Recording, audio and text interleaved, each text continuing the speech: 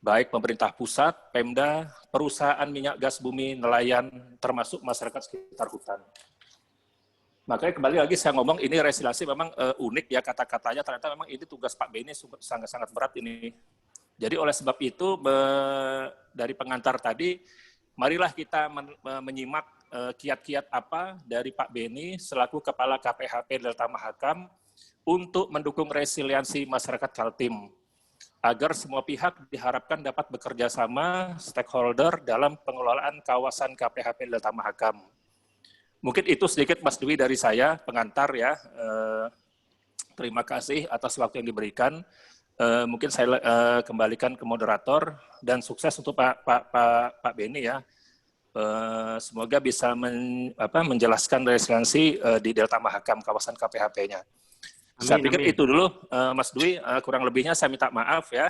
Saya tutup dengan Assalamualaikum warahmatullahi wabarakatuh. Waalaikumsalam warahmatullahi wabarakatuh. Demikian sambutan dari Ketua IKA Unmul, Bang Gusilpar Adnan. Selanjutnya, IKA Unmul ini juga sedang mengembangkan perumahan alumni di Makroman. Nah, ini Bang Gusilpar yang sedang lagi sibuk membangun di sana ini. Sudah jadi Mas ya? Insyaallah. Sudah di TKP ini. Bisa untuk kebutuhan alumni, bahkan juga untuk seluruh alumni Unmul. Ini juga hadir Pak Adnan, Pak Zulkarnain, Dr. Zulkarnain dari salah satu tim gubernur untuk percepatan pembangunan.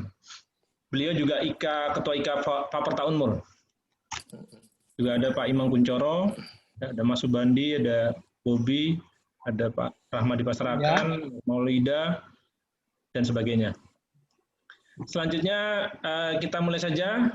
Kita persilakan Mas Beni. Kalau kita jalan-jalan ke Delta Mahakam tentu makan udang enak rasanya. Mari kita berdiskusi bersama narasumber Pak Beni, alumni kita. Silakan Pak Beni.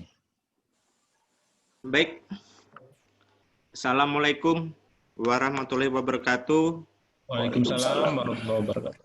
Selamat siang dan salam sejahtera untuk kita semua. Yang saya hormati, ya terima kasih Mas Dwi atas kesempatannya sebagai moderator. Yang saya hormati Bang Gus Silvar sebagai Ketua IKA Pautan.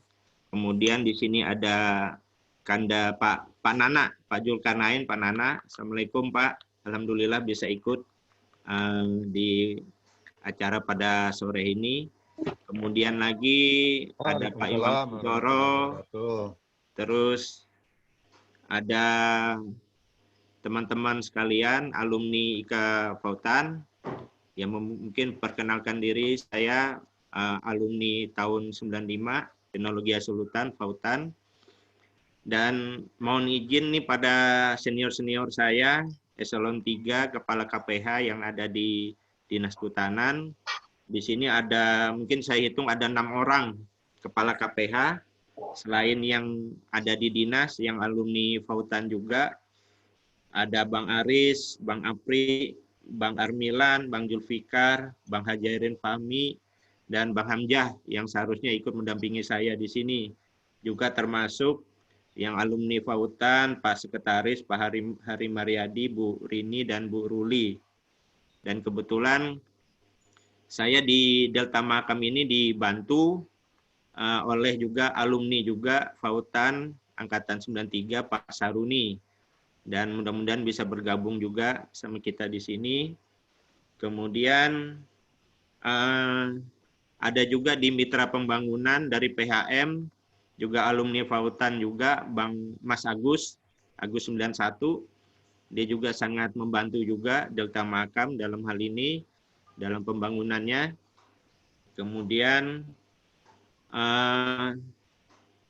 mungkin kita lanjut aja ke materinya, di mana tadi sudah disinggung duluan sama Bang Gus Silvar mengenai pengelolaan KPHP Delta Mahakam yang mendukung resiliensi masyarakat Kaltim. Saya juga masih asing nih kata-kata resiliensi, tapi menurut yang saya lihat, saya dari Google, yaitu kemampuan untuk beradaptasi dan tetap teguh dalam situasi sulit, terutama di masa sekarang ini yang kita tahu bersama. Pandemi ini, COVID ini sudah mulai dari bulan 3 dan sampai sekarang dan belum sepertinya belum kunjung selesai. Bahkan Samarinda dan Balikpapan terjadi peningkatan penderita COVID. Bahkan itu sempat dialami saya sendiri, sempat hampir terpapar sama COVID waktu dites rapid, sempat reaktif, tapi waktu itu cuma hanya ada 1 strip saja, dan alhamdulillah 3 hari kemudian saya langsung swab di Tenggarong dan langsung negatif. Karena waktu itu juga bersamaan dengan keikutsertaan saya dalam asesmen di calon kepala dinas SDM. Dan mudah-mudahan dalam waktu dekat ini tinggal 1 kali lagi tes, yaitu ujian hasil dari makalah yang mana akan diuji oleh 10 penguji, yang insya Allah mungkin akan diketuai oleh Pak Wakil Gubernur sendiri.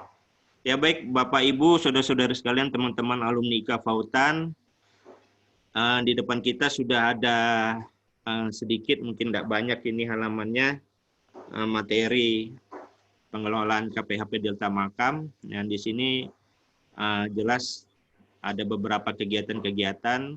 Sebenarnya secara garis besar Delta Mahakam itu dengan luas 113.000 hektar, terdiri dari 64 pulau-pulau, di mana 54% tadi sudah disinggung juga sama Bang Gus Silvar, itu sebagian besar tambak dan mangrove-nya sudah terdegradasi, terdeforestasi sedemikian rupa, jadi hanya mungkin sekitar 20-30% saja. Maka memang betul Bang Gus Silvar, memang tugas saya cukup berat di Delta Mahakam sendiri, dan kebetulan saya baru pindah ke Delta Mahakam ini per 2 Maret kemarin dari KPHP Kendilo. Waktu itu di KPHP Kendilo selama dari 2018 sampai 2020. Dan memang agak berbeda kondisinya, di mana selama hampir 15 tahun saya biasa di pegunungan, sekarang kita harus bermain dengan udang, dengan kepiting, dengan air laut, dengan mangrove. Yang seperti kita lihat di gambar ini adalah beberapa proyek-proyek penggemukan kepiting, silvofishery, kemudian ada tambak udang, tambak ramah lingkungan, yang nanti akan kita lebih detail lagi kita lihat di slide berikutnya. Kemudian di sini ada juga kegiatan sosialisasi yang dilaksanakan di beberapa binaan yang terdapat di 3 kecamatan. Nah, untuk kecamatannya itu seluruhnya termasuk di Kabupaten Kutai Kartanegara, yaitu Kecamatan Anggana, Muara Badak, dan Muara Jawa. Dan di sini ada 2 kegiatan besar polanya yang kita kembangkan di dalam kawasan hutan, yaitu agro silvofishery yang kita lihat di ini, yang ada padinya, kemudian ada hutannya juga, penanaman sengon dan sebagainya, dan ada kolam ikannya. Kemudian yang kedua adalah silvofishery, yaitu tambak udang dengan penanaman mangrove. Ya, mungkin bisa dilanjutkan, Mas Dwi.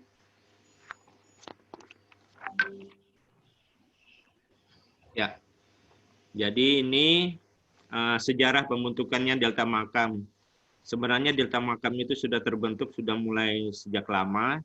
Nah, namun baru per Maret 2020 pejabatnya dengan sah, artinya berdiri sendiri, terpisah dengan Das Belayan. Jadi selama kurang lebih 3 tahun, dari 2017 tergabung dengan KPHP Das Belayan. Jadi luas tadi 113.000, dan kemudian ada beberapa perubahan-perubahan, pergantian-pergantian, kemudian penetapan kelembagaan, mulai dari kabupaten sampai ke provinsi. Ya, lanjut Mas Wi.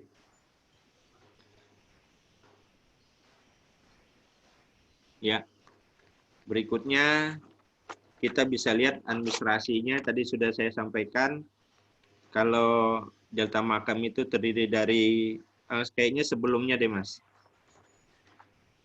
Sebelumnya terdiri dari 3 kecamatan. Nah, di mana paling besar wilayahnya Delta Mahakam terletak di Anggana. Dan kebetulan dari ada 4 penyuluh kehutanannya yang 4-4-nya alumni Pautan juga. Ya, mudah-mudahan mereka juga anggota IKA Pautan. Dan mereka merupakan tulang ujung tombak dari kami untuk membantu kelompok tani hutan di lapangan. Yang ada di Anggana 2 orang, kemudian Muara Badak 1 orang, si Sugi angkatan 96, kemudian di Muara Jawa ada Rina, kalau tidak salah angkatan 2002 atau 2000 berapa itu lupa saya. Kemudian Anggana ini ada si Anin dan si Meme. Ya, lanjut Mas Wi. Nah, berikutnya ini adalah fungsi dan tutupan. Jadi kita lihat gambar ini, ya memang betul tadi terjadi deforestasi dan degradasi kawasan mangrove. Saya ingat kemarin itu bilang Prof. Dedi, tahun 80-an itu mangrove yang ada di Delta Mahakam itu hampir sekitar 3 jutaan, dan sekarang 3 juta ke 300.000 ya, kayak udah salah, sekitar itu. Dan ternyata sekarang hanya sekitar 22% saja mangrove yang tersisa.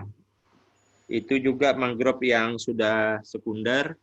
Kemudian kita lihat di sini tambak tradisional itu sekitar 61.000 atau 54%. Memang sangat berat, memang tugas kami untuk menghutani lagi dengan mangrove, karena memang kita harus berhadapan dengan masyarakat, dalam hal ini para punggawa-punggawa yang memang udah dari tahun 70-an sudah membuka lahan tersebut menjadi tambak. Ya, namun ya berkat dengan bantuan-bantuan dari beberapa pihak, termasuk dari PHM, terus ada juga teman-teman dari LSM, ada dari Yayasan Mangrove Lestari, Mas Angga, kemudian ada dari Bioma, Mas Aspian, kemudian ada dari Mas Yuyun juga dari PU yang sangat membantu. Dari 2013 mereka berusaha untuk menanam mangrove di 3 kecamatan, dan informasi terakhir yang mereka sudah tanam kurang lebih ada sekitar 500.000 bibit, dan harapan hidup mangrove yang sudah mereka tanam itu mungkin ada sekitar 30-40% yang terakhir dilaporkan dengan Mas Yuyun. Dan sekarang mereka banyak kegiatan di Kecamatan Muara Jawa. Oke, lanjut. Nah, ini enggak banyak, ini lewatin aja nih, hanya program untuk kegiatan 2020 dan sudah hampir kita laksanakan semua hampir kegiatannya. Ya, lanjut. Ya, ini berikutnya adalah tambak ramah lingkungan, silvofishery. Ya, memang kalau kita tidak melaksanakan ini, tambak ramah lingkungan ini, ya kemungkinan besar ya tidak akan terjadi penanaman mangrove yang seperti kita lihat di gambar ini. Jadi salah satu usahanya kami untuk bisa masuk ke masyarakat dengan mengenalkan program tambak ramah lingkungan, silvofishery ini, di mana para pihak ini sangat membantu baik dalam sosialisasi, bahkan kemarin waktu saya ketemu dengan Haji Mangkana di Anggana, ya Haji Mangkana ini ya mungkin teman-teman tahu, mungkin terutama Bang Rudi Taufana ini kayaknya teman beliau nih kayaknya. Ini yang punya direktur dari Samsurya, ya mereka kebetulan termasuk pengusaha pembekuan udang yang cukup besar dan sudah ekspor sampai sekarang, dan hampir 90% udangnya diambil dari Delta Mahakam. Nah, ini kemarin juga sudah ketemu, sudah artinya ada beberapa titik temu, dan artinya mereka dari Samsurya bersedia untuk membantu dalam mensosialisasi program dari tambak ramah lingkungan, dan kedua lagi dari khususnya Haji Mangkananya siap untuk memberikan beberapa tambak yang dia punya dari mungkin ada sekian puluh tambak yang dia kelola di Delta Mahakam untuk bisa dijadikan percontohan. Ya memang kemarin waktu diskusi dengan beliau, saya bilangnya mohon izin karena beliau yang paling senior, ibaratnya petani tambak di daerah Delta Mahakam. Jadi bisa ketemu dulu dengan beliau supaya bisa lebih enak kita ngomong dengan masyarakat, karena masyarakat yang berada di 3 kecamatan tersebut biasanya mereka tergantung ataupun sama harga udang-udang dari mereka itu tergantung di perusahaan dari Samsurya, baik itu yang mulai dari Muara Badak ataupun sampai di Muara Jawa. Ya, lanjut. Ya, ini salah satu usaha produktif masyarakat. Ya, sebelumnya Mas.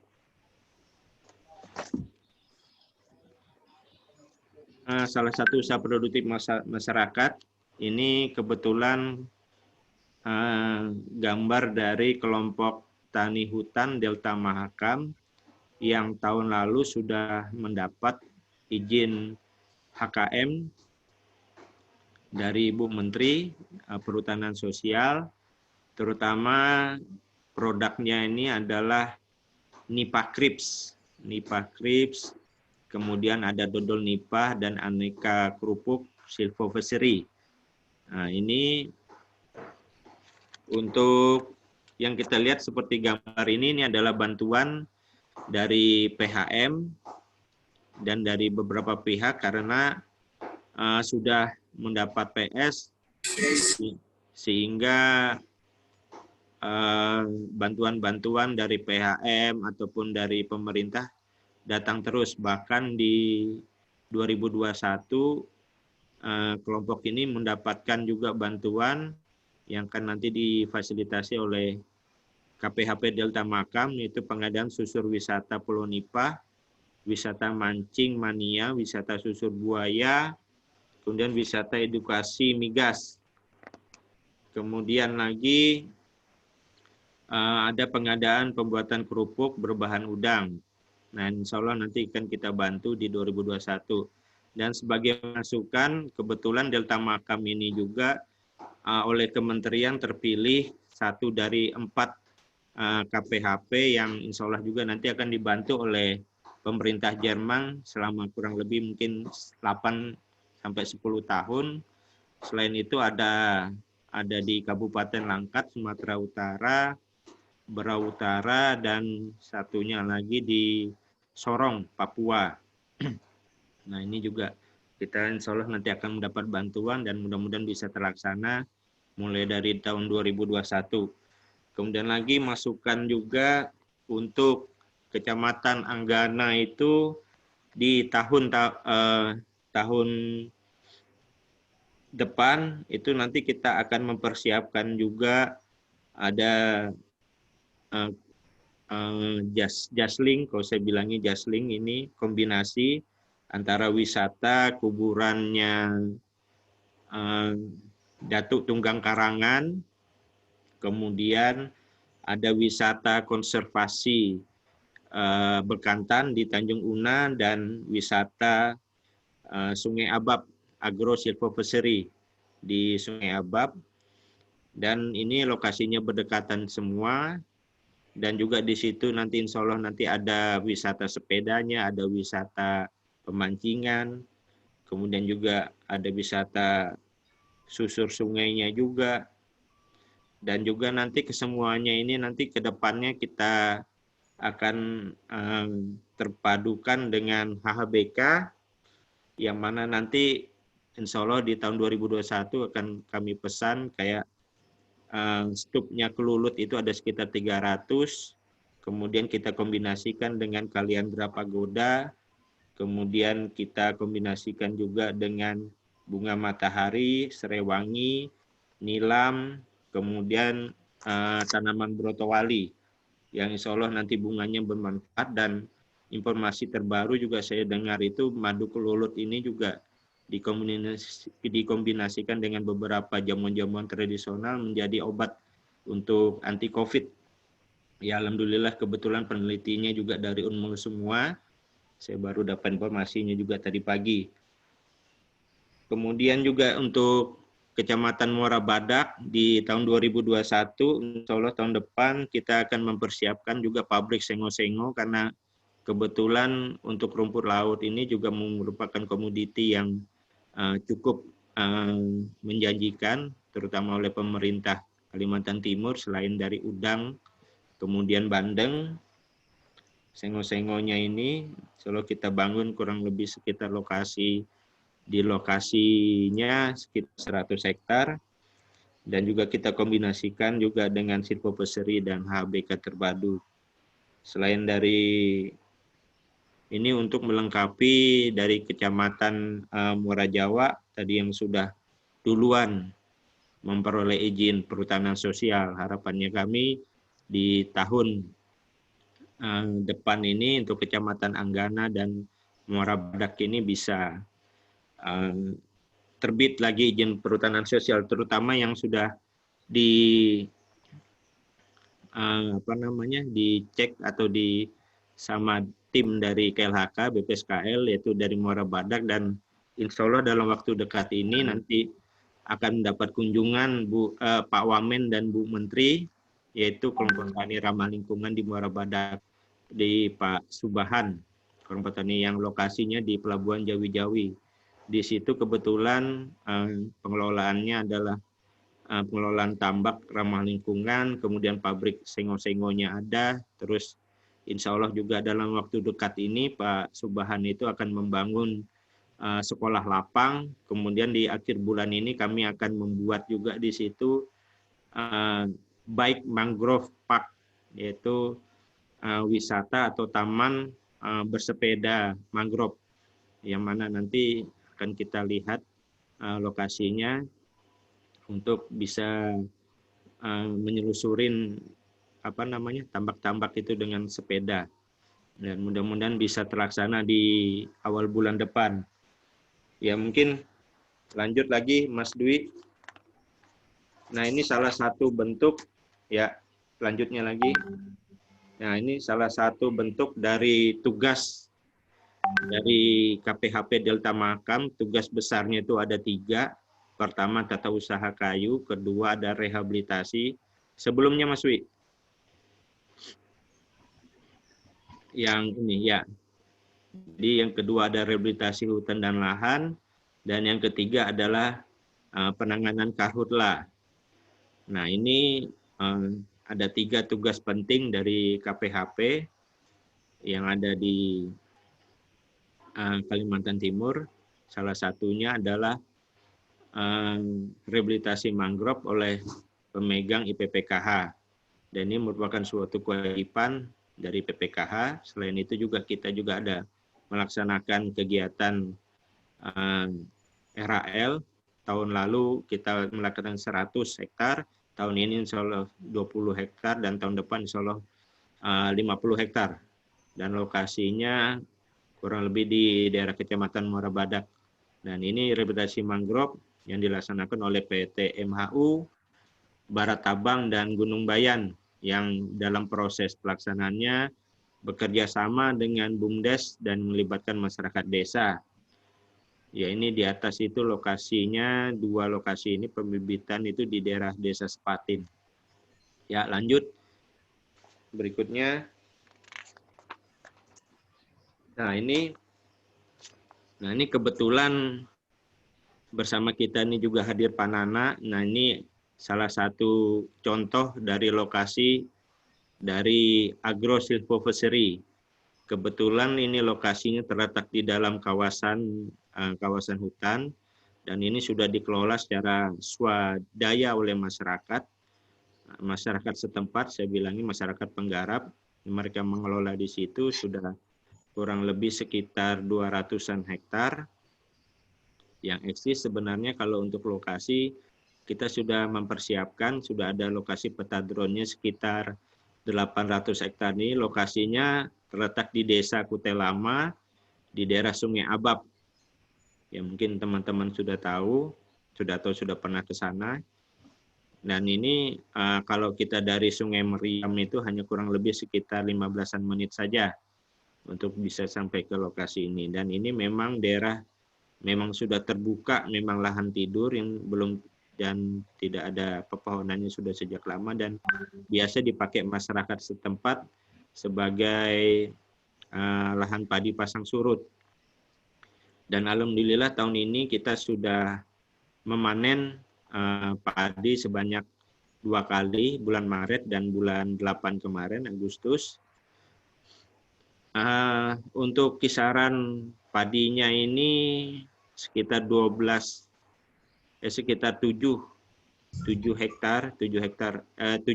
ton per hektar untuk lokasinya. Dia untuk jenisnya ada jenis ketan, ada jenis inul, jenis ciherang, ada jenis intan. Dan alhamdulillah Mas Dwi sudah pernah mencicipi juga beras dari sini dan mudah-mudahan berkesan. Ya ini padinya kalau menurut mereka ini padi organik menurut mereka, tapi kita lihat lagi nanti di sana termasuk kualifikasi organik yang gimana. Ya ini kebetulan ini itu kita lihat di sana itu ada tanaman juga, tanaman-tanaman kelapa, tanaman cempedak, ada beberapa sengon kalau yang kita lihat lagi. Kemudian di situ ada sekeliling lokasi padinya ini ada juga kolam yang ditanam bisa untuk dijadikan lokasi pemancingan yang ditanam, yang dimasukkan ikan jenis nila dan jenis lele. Ya. Lanjut.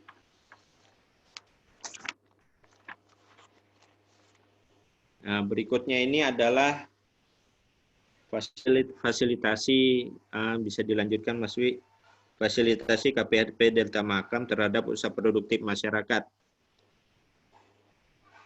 berupa selutan bukan kayu, di mana di sini kita lihat yaitu ada udang tambak silvopeseri, yang mana udang tambak ini adalah udang tiger, dan kemarin sempat saya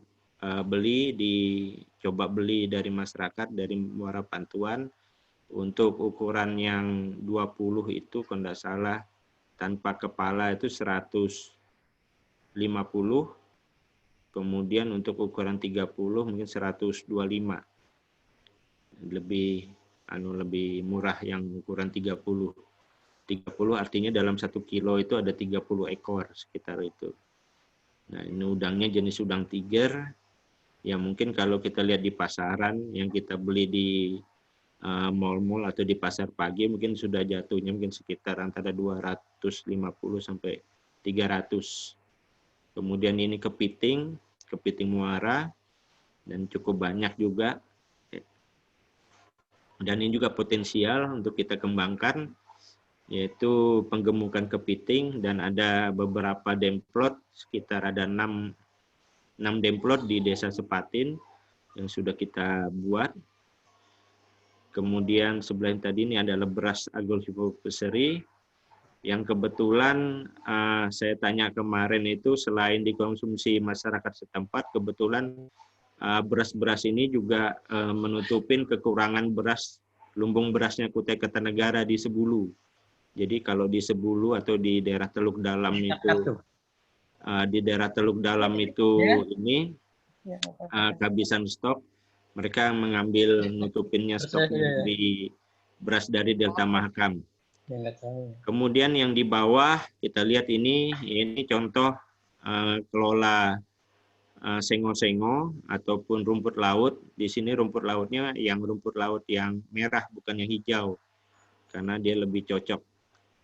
Jadi rumput lautnya, dan sementara dikirim di Makassar dan ada beberapa dikirim ke Jawa, Sidoarjo. Kemudian berikutnya ini ada beberapa produk dodol nipah. Ya mungkin teman-teman yang biasa makan dodol Garut, ya ini kita dodol nipah dari nipah. Dan itu hasil hutan bukan kayu. Kemudian ada kerupuk. Ini ada beberapa kerupuk yang kita lihat paling kanan bawah ini hasil dari kerupuk dari udang, dari bandeng.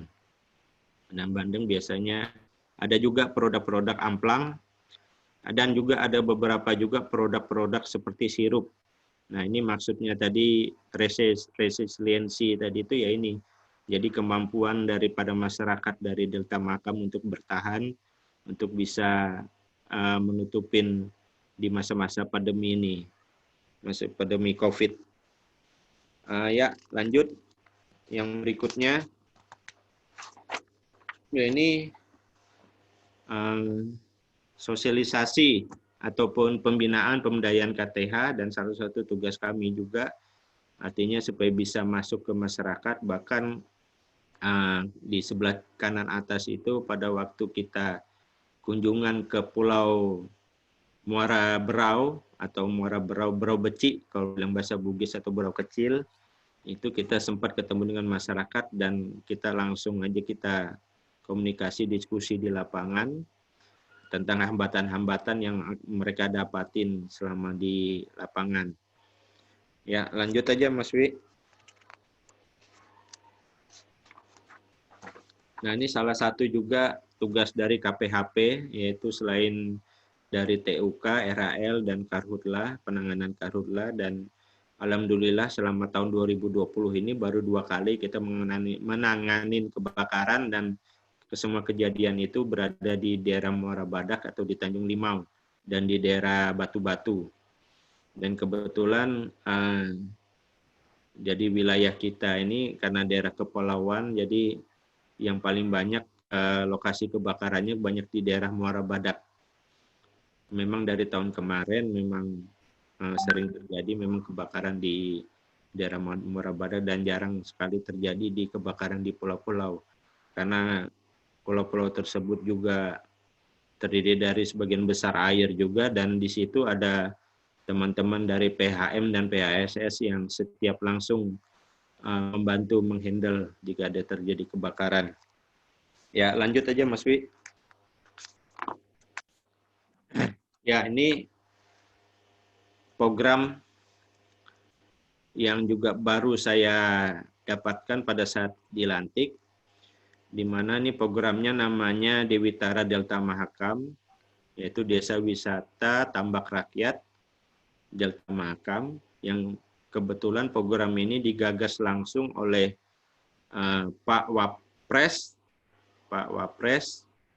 dan ini dibantu oleh anaknya Gus Soki yang berlokasi di Kecamatan Anggana, yang terdiri dari 5 pulau, daerah Anggana, Pulau Pemangkaran, Pulau Penti, Pulau Laki Kenan, Pulau Timbang Brukang, dengan lokasi luasan kurang lebih sekitar 8.329, di mana program ini sendiri didukung atau melibatkan ada 5 kementerian.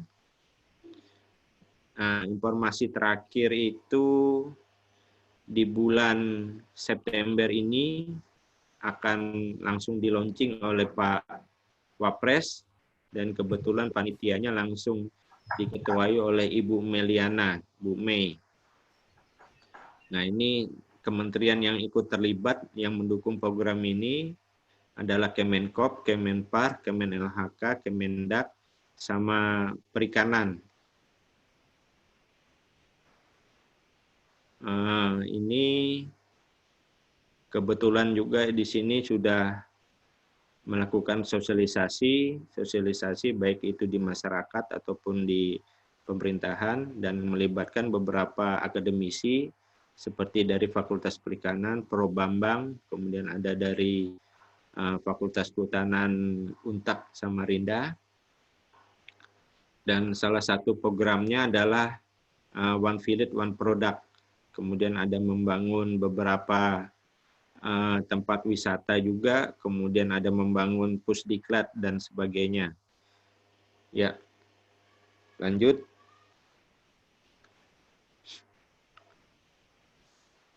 Berikutnya kita bisa lihat, nah ini harapannya secara launching nanti. Jadi setelah dideliniasi dengan 5 pulau tersebut, nanti apakah hanya 50% atau hanya berapa persen dari usulannya mereka yang bisa digunakan, karena kalau secara garis besar lokasi 5 pulau tersebut kebanyakan ada lokasi dari Rehabdas, dari MHU dan dari Gunung Bayan dan dari tadi MHU. Kemudian di sini harapannya ke depannya seperti wisata di Marina Ancol sepertinya nih. Harapannya ada wisata pulau-pulau kecil, kemudian ada satu desa, satu produk, kemudian ada pelatihan-pelatihan, ada demonstrasi, ada beberapa fasilitasi-fasilitasi, sampai ke memfasilitasi hilirinasi produk-produk udang. Ini harapannya.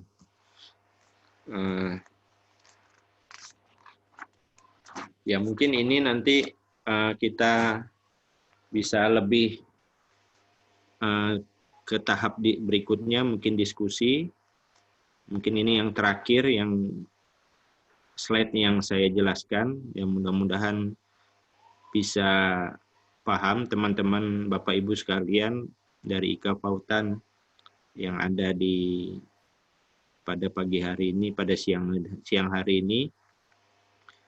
Jadi mungkin cukup aja Mas Wi, nanti kita bisa lebih banyak ke diskusi-diskusi lagi, lebih lanjut, dan mudah-mudahan ini bisa menjadi masukan-masukan bagi Bapak-Bapak sekalian atau teman-teman yang KPH yang ada di Kalimantan Timur, dan saya paham sekali bahwa KPH yang ada di Kalimantan Timur ini mempunyai produk-produk story masing-masing. Mungkin itu saja dari saya. Bapak Ibu Saudara sekalian, saya ucapkan terima kasih. Mohon maaf jika ada yang kurang berkenan. Akhir kata, wabillahi taufiq wal hidayah. Wassalamualaikum warahmatullahi wabarakatuh. Waalaikumsalam warahmatullahi wabarakatuh. Terima kasih Mas Beni, KPH Delta Mahakam. Demikian penyampaian dari narasumber kita pada hari ini. Silakan pada bapak-bapak, ibu-ibu, serta yang ingin bertanya atau menanggapi atau ingin berbagi dengan atas materi pada siang hari ini. Silakan. Saya Mas Dwi ya. Silakan Mas Gus Silva, silakan. Ya. Mau nanya nih Pak Beni, Kepala KPHP. Siap. Ya, mungkin pertanyaan saya sederhana aja, yang resiliensi tadi kan. Jadi apa yang telah dilakukan, apa yang telah dan akan dilakukan KPHP Delta Mahakam untuk mengembalikan hutan mangrove yang telah terdegradasi akut, terutama yang telah digantikan oleh ribuan hektar tambak nih Pak Beni ya. Dan apakah eks tambak itu bisa dimangrovkan kembali? Karena dengan terdegradasinya hutan mangrove, eks tambak itu udah kekurangan payaunya kan, sehingga mungkin tambaknya menjadi tidak berguna. Nah, apakah itu bisa dimangrovkan kembali sehingga ya mangrove yang tersisa 20% bisa ditingkatkan oleh Pak Beni? Mungkin itu dulu Pak Beni, sederhana aja pertanyaannya, terima kasih.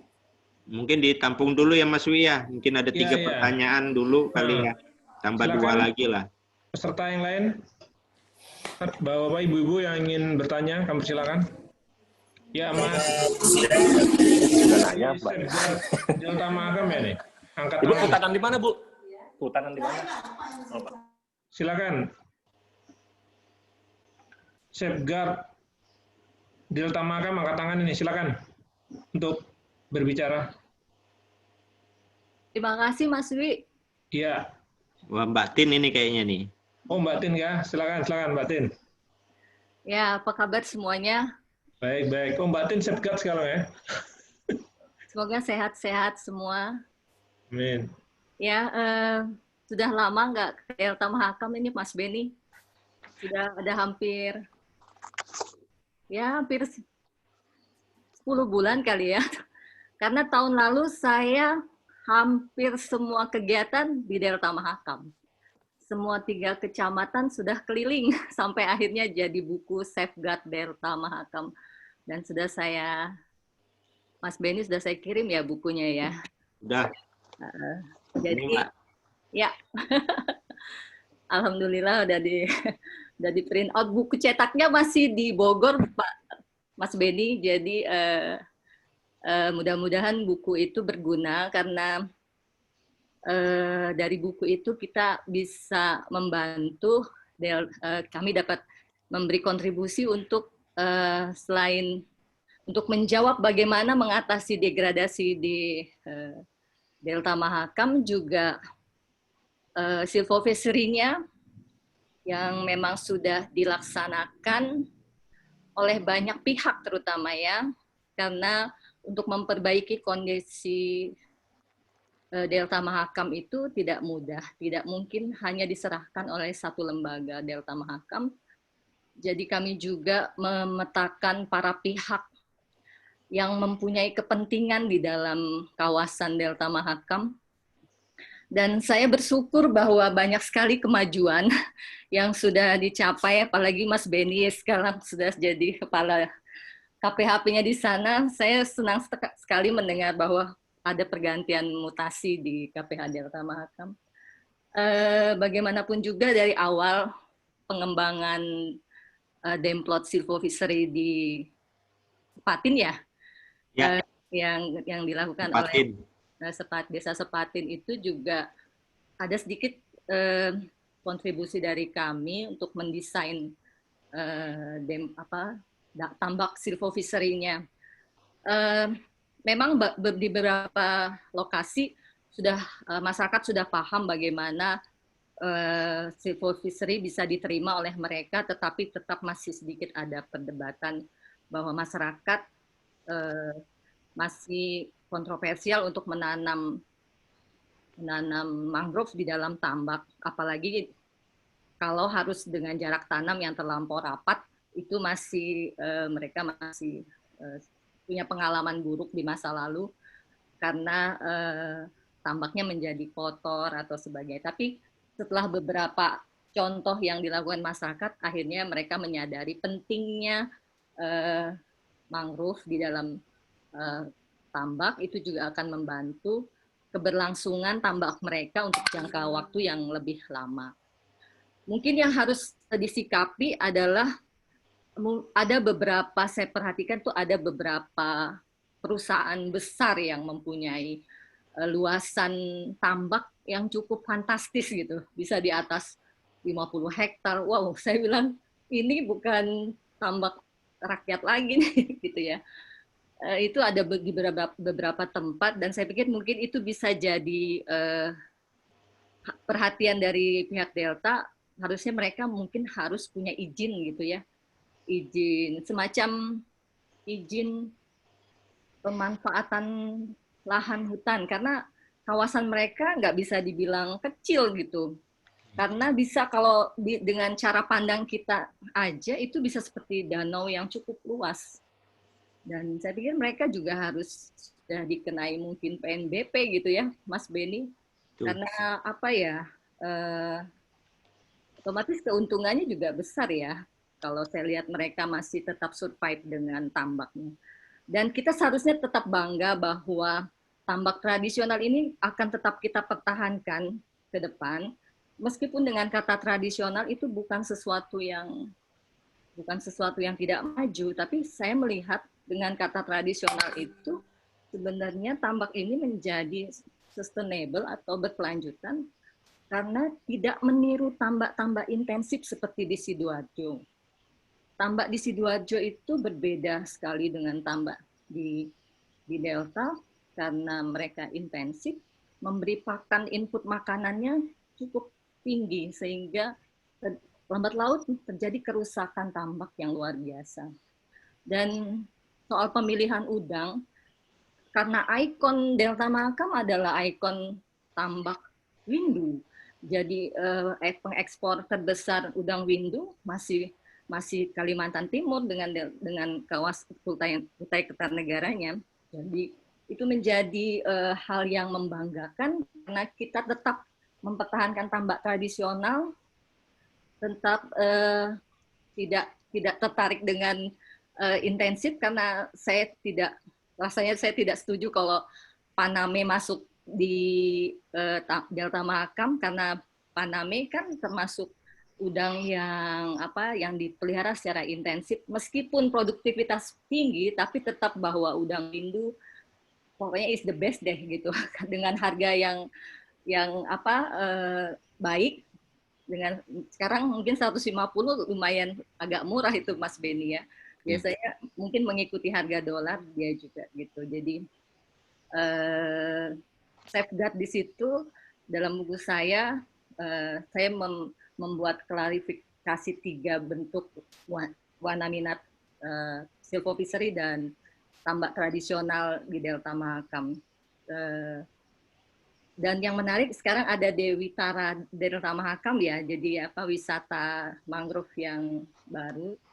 Ya memang kemarin sempat kami juga bicarakan, ya sangat menarik sekali kalau itu bisa dilakukan. Banyak produk-produk yang sudah dikembangkan termasuk juga sangu-sangu di daerah, terutama di daerah Muara Badak ya. Karena Muara Badak penghasil sangu-sangu. Dan Pak Subhan yang saya temui itu saya menganggap tambak yang dia buat, wah ini luar biasa sekali. Dia hanya membuka karennya luasan karen saja. Jadi terbentuklah yang namanya pulau hutan di tengah tambaknya. Dan mereka Pak Subhan mencontohkan bagaimana sebenarnya membuat tambak yang dari awal memang sudah didesain sangat ramah lingkungan karena hanya membuka parit atau karen hanya seluas paritnya saja. Jadi dia tidak menebang habis mangrove yang ada. Oke, Mas Beni mungkin cukup itu saja. Nanti saya kebanyakan seperti menceritakan buku saya nanti. Ya, makasih Mbak Tin. Salam buat teman-teman semua. Makanya saya kasih nama saya Safeguard karena buku saya itu Safeguard. Buat teman-teman yang berminat dengan buku saya nanti saya bisa kirim versi PDF-nya. Terima kasih. Okay. Wassalamualaikum warahmatullahi wabarakatuh. Waalaikumsalam warahmatullahi wabarakatuh. Mbak Tin bisa kirim di chatnya Zoom ini Mbak. Nanti kita download. Masing-masing peserta bisa download. Kemudian tadi Pak Supandi di chat juga bertanya nih. Silakan Pak Supandi. Pak Supandi, silakan. Oh sudah ya. Pak Supandi sudah keluar ya. Tadi di chat Mas Beni beliau menanyakan itu gimana mensosialisasikan program KPHP Delta Mahakam khususnya masyarakat yang berusaha di pertambakan. Mungkin minta penjelasan lagi tuh beliau. Saya rasa itu dulu, Mas Beni 3, silakan ditanggapin. Baik, terima kasih Mas Wi. Kayaknya memang hari ini saya single factor dulu. Biasanya ada Pak Saruni ini biasanya yang backup saya bantu. Cuma saya usahakan saya mencoba menjawab dan mudah-mudahan teman-teman terpuaskan jawaban saya. Ya alhamdulillah tadi ada Mbak Tin juga sudah sedikit banyak sudah berbicara mengenai Delta Mahakam dan beliau juga sudah terjun di Delta Mahakam lebih dulu dari saya. Dan bukunya ini yang 116 halaman. Ini mohon maaf nih Mbak Tin, ini baru saya cetak kemarin, jadi masih halaman depannya aja saya baca-baca. Tapi ini sangat penting menurut saya untuk kami, ibaratnya sebagai koridor kami dalam memberikan program ke masyarakat tentang tambak ramah lingkungan yang tentunya yang sudah ini juga dengan dasar-dasar perhitungan dan penelitian yang sudah cukup teliti. Baik, tadi ada 3 pertanyaan. Pertama dari Bang Gus Silvar, Kemudian ini Mbak Tin ini sebenarnya bukan pertanyaan, tapi malah sebenarnya kalau menurut saya membackup saya, memberikan penjelasan tentang safeguard Delta Mahakam. Kemudian yang ketiga dari Bang Supandi Tarigan, tentang bagaimana mensosialisasikan program KPHP terhadap masyarakat di desa pertambakan, yang memang ini antara Bang Gus Silvar sama Bang Supandi ini kurang lebih sama pertanyaannya, karena terkait dengan masyarakat. Ya mungkin kita menjawab yang jawaban dari Bang Gus Silvar yang memang kalau untuk sosialisasi ataupun apa yang maksudnya telah atau akan yang dilakukan terhadap mangrove, memang dengan umur saya yang baru di Delta Mahakam ini kurang lebih sekitar 5-6 bulan, ya memang belum banyak memang yang bisa dilakukan. Yang sudah dilakukan malah oleh teman-teman sebelum saya, termasuk Pak Saruni, alumni Pautan juga. Kebetulan beliau ini adalah Kepala KPHP Delta Mahakam yang pertama. 2014 beliau sudah terjun di Delta Mahakam. Nah ini Mbak Tin juga mungkin sudah tahu juga. Dan pasti juga kemarin lebih banyak berhubungan dengan Pak Saruni. Dan mudah-mudahan Pak Saruni bisa mendengar tadi informasinya di tempat temannya, di mana tadi itu. Mantau. Oh mantap, alhamdulillah. Ya nanti bisa backup nanti Pak Saruni. Jadi yang sudah dilakukan terhadap mangrove tadi sudah saya sampaikan, kita tugas dari KPHP Delta Mahakam itu ada 3, yaitu TUK, rehabilitasi, dan kebakaran, karhutla, penanganan karhutla. Dan seperti yang sudah disampaikan di awal, memang mangrove terjadi degradasi, deforestasi, hampir sekitar 80% hilang karena disebabkan oleh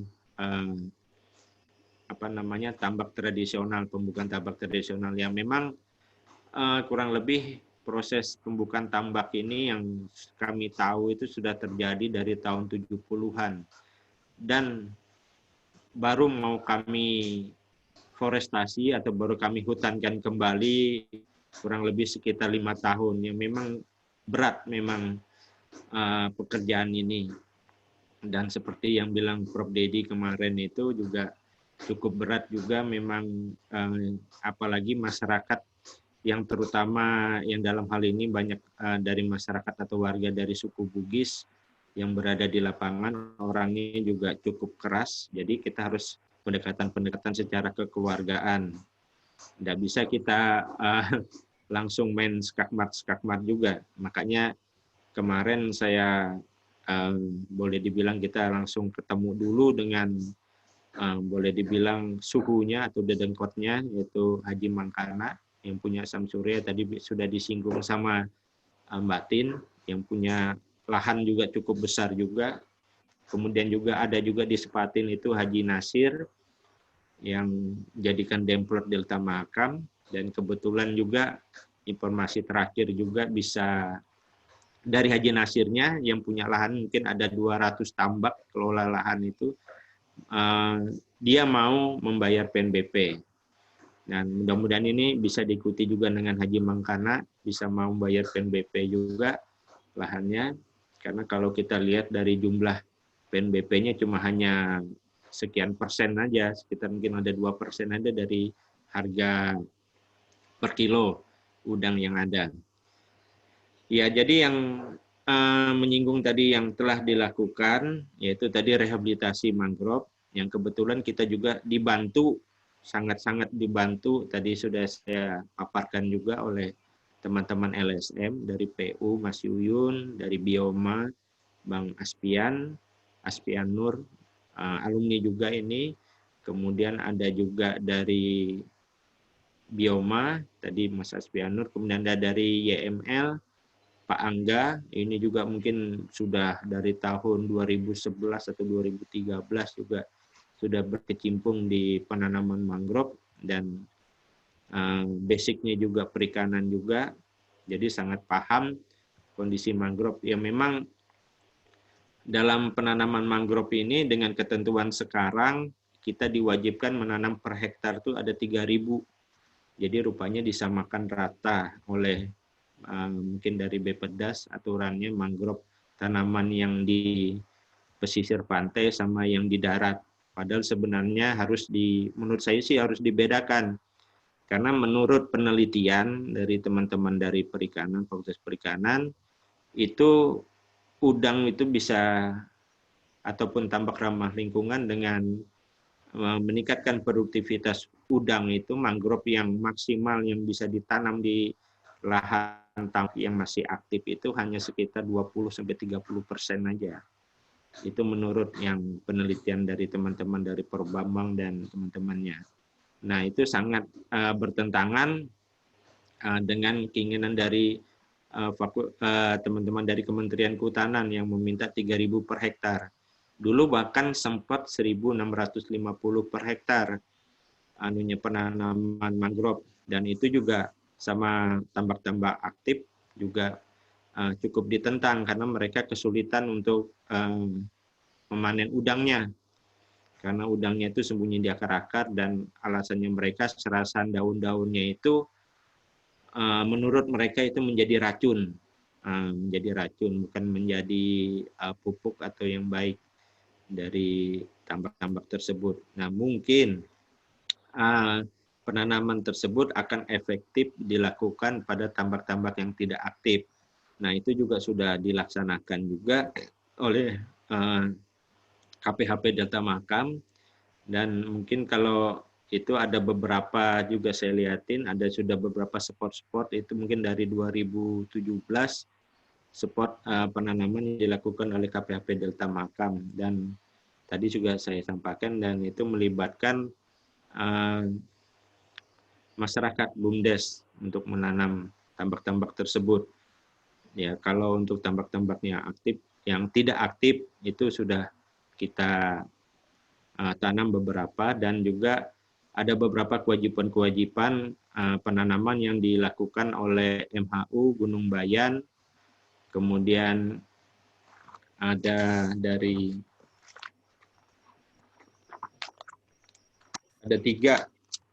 pemegang izin,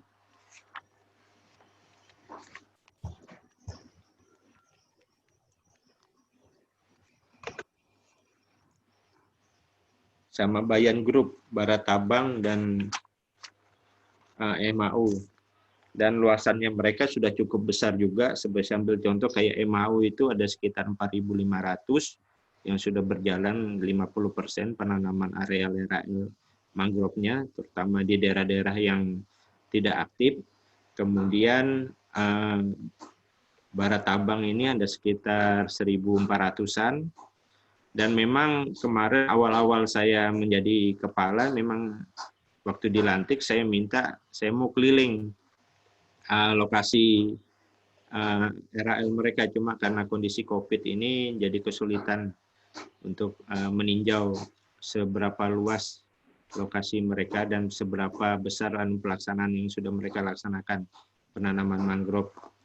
Kemudian pertanyaan yang berikutnya dari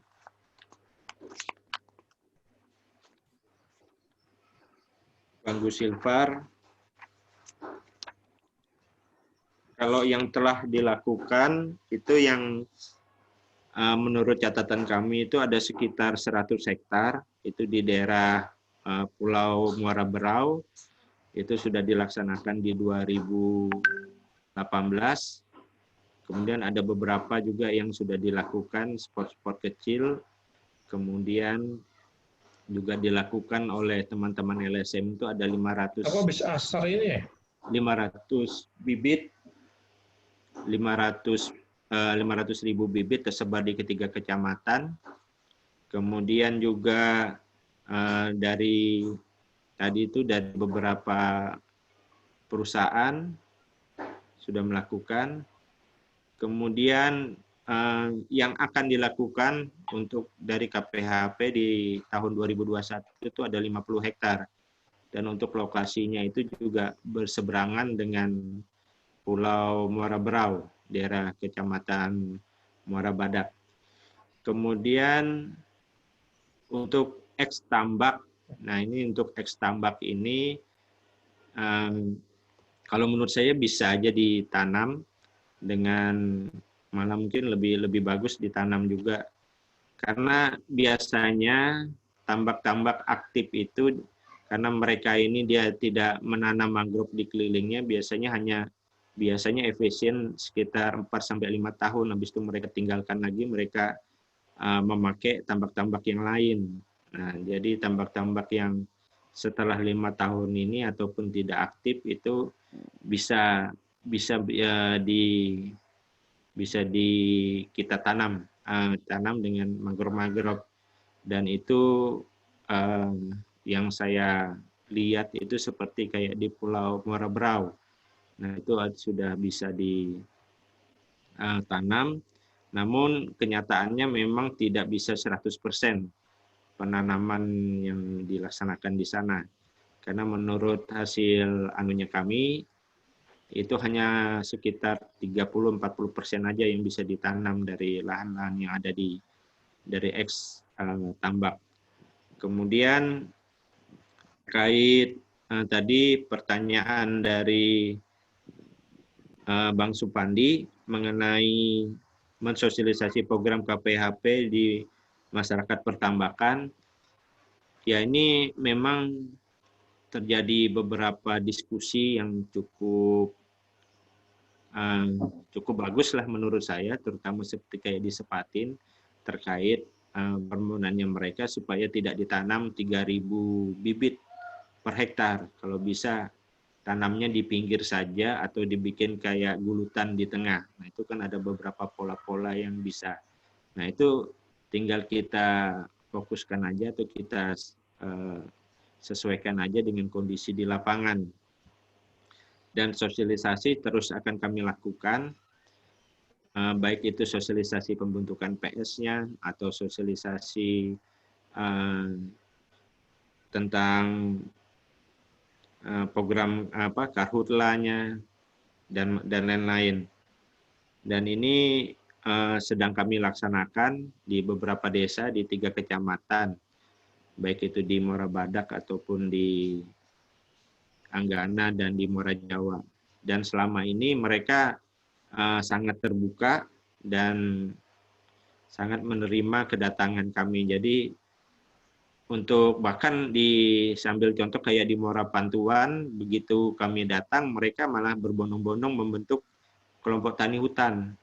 Jadi dalam satu malam itu ada 6 kelompok tani hutan yang bisa terbentuk, dan salah satunya adalah perempuan semua, yang artinya program dari kehutanan atau perhutanan sosial itu bisa diterima, menurut saya bisa diterima oleh masyarakat di Delta Makam, yang dalam hal ini mayoritas dari Bugis, suku Bugis, yang kita ketahui sendiri bahwa perhutanan di dalam kawasannya ada 2 solusi, yaitu TORA dan perhutanan sosial. Ya mungkin sementara itu jawaban saya, mudah-mudahan berkenan dari Bang Bu Silver, Mbak Tin, dan Bang Supandi. Atau mungkin Pak Saruni bisa menambahkan, monitor ke Pak Saruni ini? Cukup aja, mantap aja. Cukup aja. Cukup aja Ya, dulu. siap. Cukup dulu. Gimana Mas Wi, lanjut dulu kah? Lanjut, jadi ada lagi pertanyaan nih dari Mas Adi Surya langsung atau mau saya bacakan nih? Mas Adi Surya, silakan Mas Adi Surya. Assalamualaikum warahmatullahi wabarakatuh. Waalaikumsalam. Waalaikumsalam warahmatullahi wabarakatuh. Assalamualaikum warahmatullahi wabarakatuh. Waalaikumsalam warahmatullahi wabarakatuh. Waalaikumsalam warahmatullahi wabarakatuh. Ya, ini berkaitan dengan yang pernah disampaikan oleh Mulyana Saputra ya, beberapa pertemuan yang lalu tentang peluang ekspor kepiting bakau. Itu kan peluangnya masih sangat besar itu. Memangnya sekarang di sana apa kondisinya sudah membaik?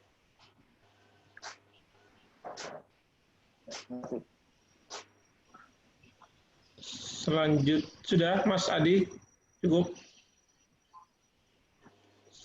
Selanjutnya Mas Novan, silakan Dek Novan, monggo.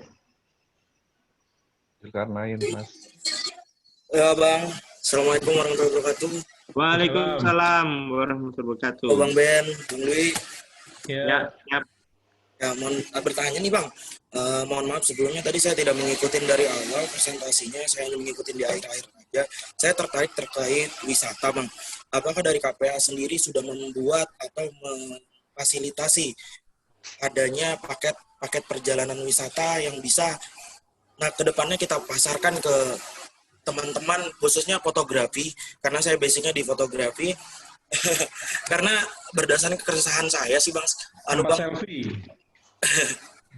karena keresahan saya itu saat teman-teman di Pulau Jawa dan di Pulau Sumatera yang lain bertanya, di tempat lu ada apa gitu kan, di tempat lu ada apa, saya bingung menjawabnya, mau membawa mereka ini kemana jika mereka berkunjung ke sini. Nah, kalau dengan adanya paket perjalanan wisata di Delta Mahakam, kemungkinan saya tidak akan bingung lagi untuk membawa mereka, ke destinasi-destinasi ikonik kita yang ada di Mahakam, seperti itu. Apakah sudah disediakan paket wisatanya atau sudah disiapkan? Dan apakah sudah berkoordinasi juga dengan dinas-dinas terkait seperti Dinas Pariwisata untuk mengkolaborasikan paket-paket wisata yang lebih menarik ke depannya Bang? Seperti itu. Terima kasih, itu saja dari saya Bang Dwi, dan ya terima kasih Bang. Ya. Selanjutnya nih Pak Zulkarnain raise hand nih. Silakan Pak Zulkarnain. Assalamualaikum warahmatullahi wabarakatuh, Mas Dwi. Assalamualaikum warahmatullahi wabarakatuh ya. Dinda, Mas, Ya. aku nih ketemu di sini nih. Alhamdulillah. Gimana sehat, Dinda? Alhamdulillah Ya. sehat, Dinda. Aku perkenalkan, saya Zulkarnain, Ketua Ikatan Alumni Fakultas Pertanian Semua Waraman. Ini enak nih ketemunya nih, ya. Kita jangan ngomongnya yang di luar itu, di luar alumni aja ya. Iya, Nah, siap. jadi aku pernah ngobrol nih sama Mas Dwi, ya, karena ini juga kaitannya dengan alumni. Bagaimana kira-kira peran alumni ini, ya, apakah bisa kita ikut serta lah gitu ya di dalam pembangunan Delta Mahakam, karena di sana juga ada peran kehutanan, ya, ada peran pertanian. Nah, bagaimana kalau kita dari alumni-alumni ini, apakah dalam bentuk koperasi, ya, apakah dalam bentuk perusahaan-perusahaan yang notabene ya dikelola oleh alumni lah gitu ya. Nah, ini gimana nih kalau kita bisa masuk ikut turut membantu mengelola. Nah, tentunya ini juga kan ada timbal balik ekonomi untuk alumni gitu kan. Nah, ini kan semua kan ini peran-perannya swasta semua gitu ya. Nah, gimana Mas Dwi ya, gitu ya Mas Dwi ya? Nah, tidak hanya di KPH Mahakam, juga di KPK lain, ada juga misalnya untuk peternakan, pertanian pangan, gitu kan? Kebunan. Nah, terus perikanan, silviculture, ya kan? Segala macam. Ini gimana nih kalau kita alumni ini gitu ya, mau ikut gitu kan? Bermain, bermain apa gimana Mas Dwi ya? Ikut andil bagian gitu ya. Kita butuh modal atau apa gitu kan? Atau kita bawa investasi ke sana, investor ke sana, terus nanti ya kita berkolaborasi lagi. Itu kira-kira Mas Dwi. Ini saya bicaranya dalam konteks peran alumni aja gitu loh. Makasih. Mas Dwi, Ya, mungkin ada juga. Ya, makasih Kanda. Mungkin karena Mas Beni Kepala Delta Mahakam, mungkin ada peluang kawasan mana yang belum ada penguasaannya kan, sehingga alumni bisa mendirikan satu koperasi atau apa, jadi bisa masuk di kawasan itu untuk mengelolanya kan. Ya. Ya itu. Jadi sudah 3 nih Mas Beni. Nanti yang lainnya tahap selanjutnya ya, teman-teman yang mau bertanya silakan dibahas dulu Mas Beni. Ya baik. Saya liatin dulu di chat ini. Ada juga dari Pak Imam Kuncoro tadi nih. Gunawan. Kemudian dari atas tadi itu ada dari mana nih tadi? Dari Gunawan 92 ada juga nih. Iya, Mas Gunawan kayaknya nih. Kayaknya ini dari PS sudah masuk dalam rencana desa belum? PS rencana desa. Ini oke.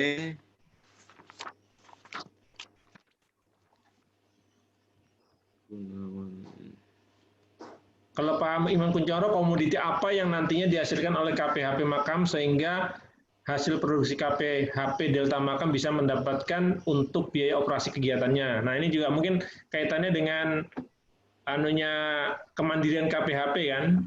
KPH disuruh mandiri dan dalam rangka tujuannya juga salah satunya meningkatkan PAD bagi pemerintahan daerah. Nah, ini mungkin ini juga yang ditanyakan Pak Iman maksudnya. Itu Mas Beni. Ya. Oke, ntar dulu. Ya, silakan.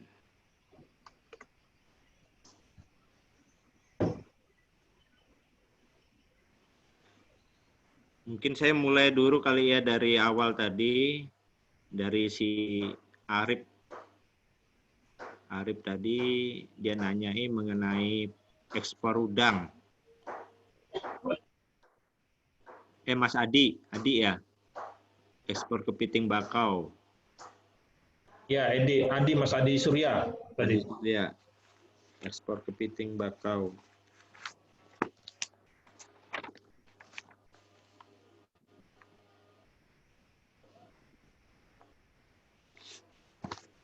Ya, jadi dari Mas Adi Surya ini kayaknya ini partnernya si Putra kayaknya. Karena dari bahasanya tadi yang disinggung oleh Putra, karena memang beberapa hari lalu Putra ada menyinggung masalah ekspor udang karena ada temannya yang mau siap membeli 500 kilo per hari. Dan kebetulan komunikasi saya dengan beberapa teman-teman yang di daerah Anggana dan di daerah Muara Jawa, mereka siap aja. Nah, ini cuma mungkin nanti perlu ada semacam kayak MOU mungkin, di mana itu kita melibatkan para pihak, termasuk dari Delta Makamnya juga. Jadi untuk proses pembelian dari kepiting ataupun dari udang. Nah, seperti yang kemarin saya sampaikan, kalau misalnya mau langsung mengambil kepada masyarakat, kayak di daerah Muara Pantuan itu memang cukup murah memang harganya kalau kita ngambil ke Muara Pantuan. Artinya kita punya kendaraan atau mempunyai speed sendiri ke sana, yaitu antara kisaran 125 sampai 150. Nah, tapi nanti kalau kita misalnya ngambilnya itu di Sungai Meriam atau kita ngambilnya di Muara Jawa, ya mungkin harganya mungkin akan lebih tinggi, mungkin sekitar 200-an, 250. Dan harga ini fluktuatif karena sepengetahuan saya yang menentukan harga ini sebagian besar adalah di Samsurya. Karena di Muara Badak saya tanya yang menentukan harga Samsurya. Terus yang dari Muara Jawa juga saya tanya juga yang di Muara Pegah yang menentukan harga Samsurya. Artinya ini masih didominasi oleh satu satu perusahaan yang menentukan harga udang. Nah, ini kalau kita bisa berkolaborasi, kita memotong kompas, ini bisa memberikan peluang juga mungkin termasuk alumni, mungkin bisa kita buat kayak koperasi mungkin. Jadi kita bisa membeli udang-udang tersebut dengan harganya yang mungkin lebih pantas masyarakat, mungkin dengan nilai yang lebih tinggi sedikit daripada harga yang ditetapkan oleh para punggawa. Kalau bahasanya mereka ini para punggawa itu pemungut. Ada juga kayak di Sepatin itu mereka langsung mengantar sendiri dari petaninya langsung karena dia mempunyai kapal jadi langsung ngantar. Jadi ada beberapa yang di tempat lain mereka semacam kayak penggarap. Jadi mereka hanya semuanya dibantu, bahkan sampai anak nikah juga dibantu juga oleh Samsurya. Nah, jadi mereka ada keterikatan. Kalau saya bilang itu ada keterikatan lahir dan batin sama. Jadi karena ada utang, mungkin utang bibit, utang untuk memberikan pupuk, utang memperbaiki tambak. Jadi mereka ada ketergantungan sama punggawa-punggawa, kecuali kayak model misalnya kayak Haji Nasir yang ada di Sepatin, kan itu punya lokasi wilayah kelolanya lebih dari 10 petak misalnya, jadi bisa bawa kapal sendiri. Kemudian ada beberapa orang lain, bahkan Haji Mangkana itu dia punya lokasi di Sepatin, sama di Muara Pantuan, 2 lokasi. Mungkin yang disinggung, yang dibilangin Mbak Tin tadi mungkin beliau ini. Jadi lokasinya cukup besar. Yang setahu saya itu mungkin ada lagi beberapa Haji Hamse, ada beberapa haji yang mungkin saya masih belum, bahkan di Muara Badak itu ada juga kepala sekolah, kepala PNS, kepala sekolah SD kalau tidak salah itu, dia juga mempunyai petak tambak yang cukup banyak juga lokasinya di daerah Anggana, dan lokasinya. Bahkan dia juga ada penumpukan kayunya juga di Muara Badak dan sudah kita inventarisasi juga lokasinya dia. Nah ini bisa memberikan peluang untuk ekspor kepiting ini, tapi dengan catatan yang mungkin nanti kita ada semacam kayak kerjasama atau gimana nanti kan itu kebetulan kalau untuk KPHP ini untuk aturan-aturan kita diatur sementara ini oleh PP 49 2017, kemudian P81 tentang ketahanan pangan, kalau yang P49 tadi tentang kerjasama dengan koperasi, BUMS, BUMD, kemudian lagi ada perhutanan sosial di P83 2017. Nah ini ada tiga koridor atau 3 aturan yang artinya memberikan batasan-batasan kepada kita supaya bisa mengelola kawasan hutan tersebut. Jadi intinya itu sebenarnya dalam kawasan hutan itu tadi kan sudah saya sampaikan ada 2 aja solusinya, perhutanan sosial atau TORA. Nah, tapi kalau TORA ini kan agak panjang karena dia pelepasan kawasan. Jadi kalaupun PS artinya kita bisa kemitraan. Dan tadi kalau yang disampaikan oleh si Mas Adi dan si Putra ini bisa jadi ini adalah pola kemitraan. Kalau menurut saya artinya nanti kita bisa ketemu lagi mungkin dengan investornya, mungkin gabung itu nanti atas nama alumni kah atau atas nama siapa. Nanti bisa kita kelola bersama anunya. Kemudian si Mas Nopan, nah terkait masalah paket perjalanan wisata, yang mungkin Mas Nopan harus paham juga, kalau di luar kawasan hutan itu memang kewenangan dari Dinas Pariwisata. Dalam hal ini kalau kayak di daerah Kutai Lama itu, kuburan Tunggang Karangan kita tidak mengganggu itu yang di Kutai Lama karena itu ranahnya Dinas Pariwisata. Tapi kalau di dalam kawasan atau Jasling, kalau menurut saya kalau diizin perhutanan sosialnya jasa lingkungan, seperti misalnya kawasan Tanjung Una yang sekarang ini sedang kita bahas, kawasan konservasinya Bekantan, bersama-sama dengan ada teman-teman Unmul, di situ ada Mas Rustam dan Mas Yohanes Budi juga, kemudian ada Mas Agus dari PHM, Mas Agus 91, dan itu rencananya mau kita buat jadi kawasan konservasi, kurang lebih sekitar 100 hektar. Nah itu memang ranahnya dari kami, dari KPHP. Nah cuma kalau untuk paket wisatanya, mungkin next nanti kita arahnya pasti ke situ. Nah termasuk wisatanya juga agrosilvopeseri yang ada di Sungai Abab di depan. Bahkan sekarang ini teman-teman dari Bioma dan PU itu lagi menginventarisir kemungkinan adanya juga habitat-habitat bekantan di daerah Handil Terusan. Kebetulan di situ ada usulan hutan desa di seberang Handil Terusan. Dan itu Handil Terusan dan Kutai Lama, Sungai Meriam, Tanjung Una, Sungai Abab itu satu kesatuan wilayah.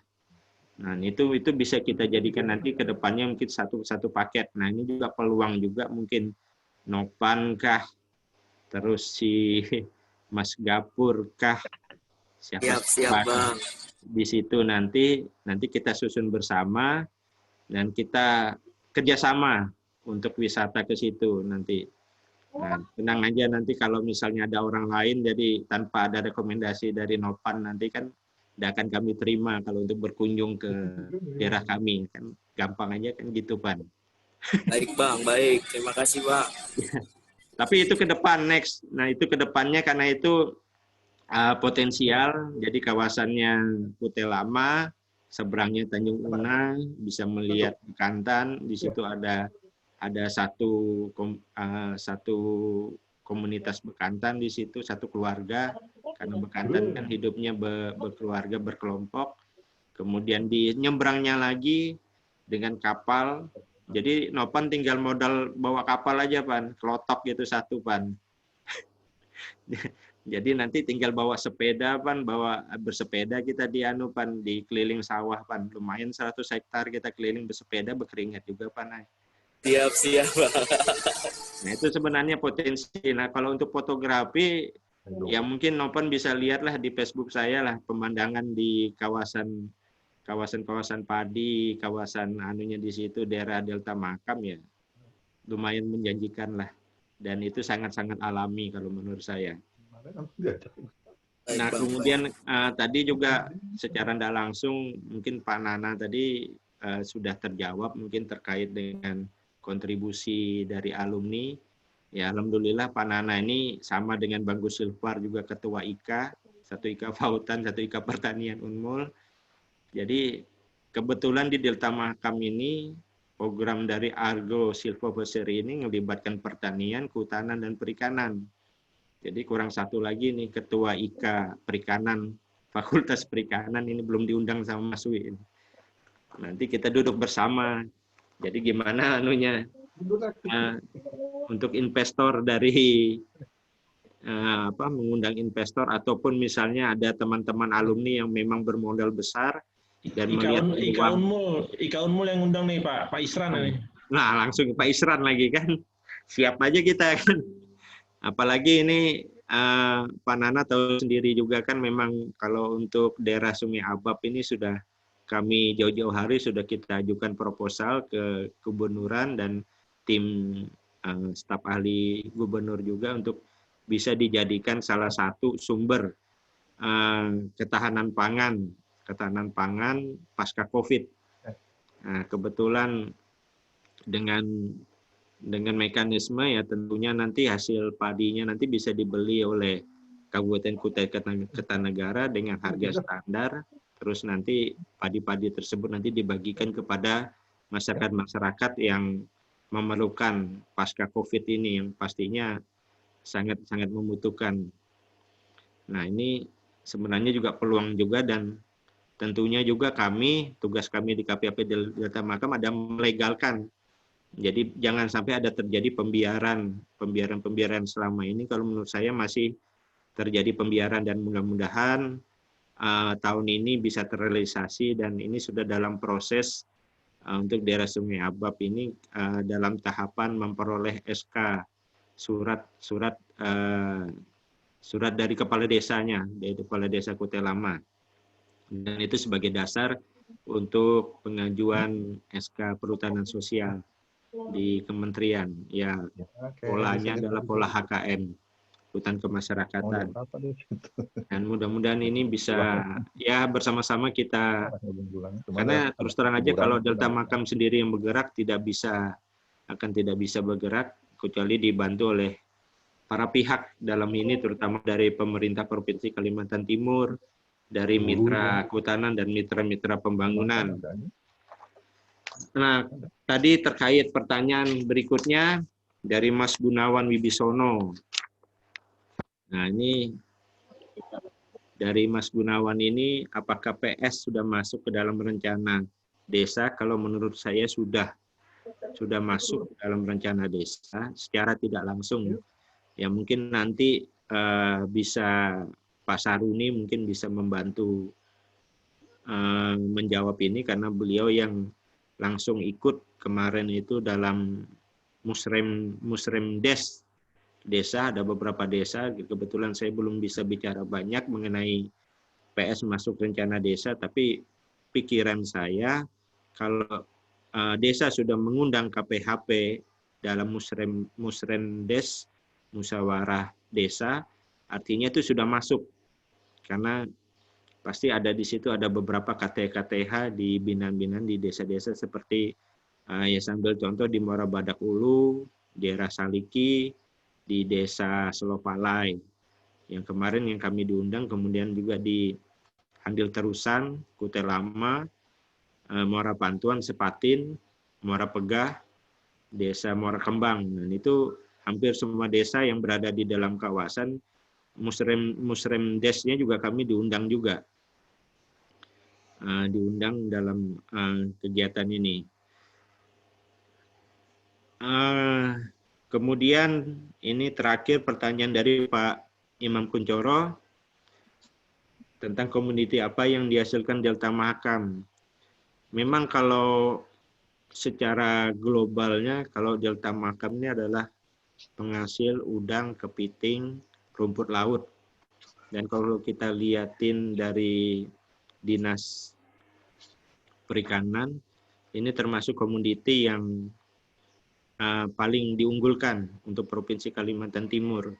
Artinya memberikan masukan-masukan kepada PAD, kepada Provinsi Kalimantan Timur. Walaupun kalau dibanding dengan tambang, ya mungkin tidak ada seberapanya, tapi ya pasti ini sudah termasuk yang paling tinggi. Karena di 2017 itu aja udang aja sudah sekitar ada 4.000-an ton yang keluar dari Delta Mahakam. Dan itu, tapi itu bukan artinya bukan produk dari kehutanannya. Nah, kalau untuk produk kehutanannya yang sedang kita gagas adalah dari Argo silvopesirinya. Argo silvopesirinya termasuknya di dalamnya adalah padi yang di dalam kawasan. Cuma ini memang kita belum ekspos karena memang izin PS-nya lagi dalam proses. Jadi bukan berarti adanya pembiaran dalam hal ini, jadi semuanya masih dalam proses ya. Insya Allah dalam tahun ini akan didatangkan dari tim BPSKL untuk memeriksa ke lokasi-lokasi tersebut.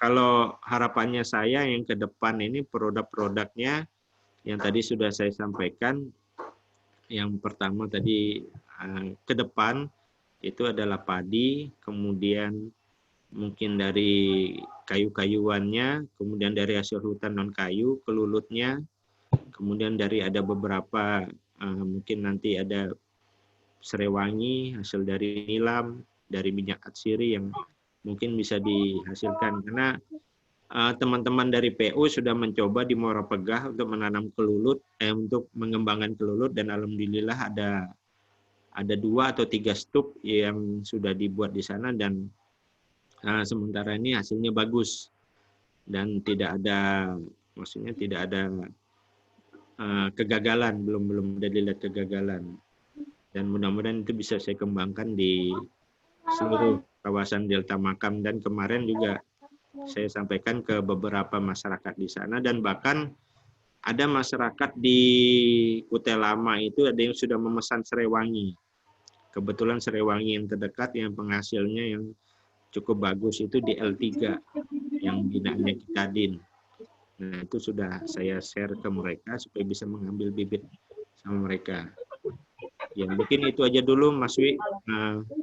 Jawaban dari saya. Mungkin Pak Saruni monitor bisa menambah, Pak Saruni.